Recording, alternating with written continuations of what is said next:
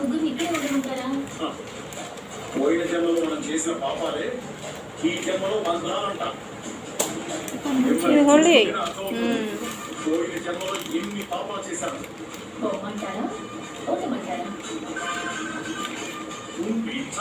First ఇక్కడ pin పెట్టు, ఇక్కడ ఒక పిన్ కొట్టు, లోపలికి జరగా. అక్కడ ఒక పిన్ కొట్టు, ఇక్కడ మిడిల్లో. అల్లుడు గారు, ఆయన అలాగే అందరినీ చెడగొడతారు, మీరేం పట్టించుకోకండి. స్వప్న, నువ్వు పద, మీరు వర్క్ చేసుకుంటారు గారు. రావే.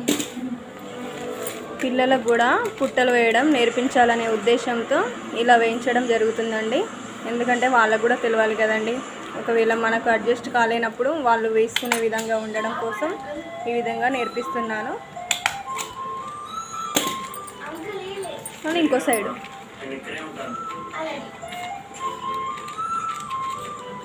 ఫస్ట్ ఇక్కడ పిన్ పెట్టు, ఇక్కడ పిన్ పెట్టు, పెట్టినాక అటు ఇటు పోదు.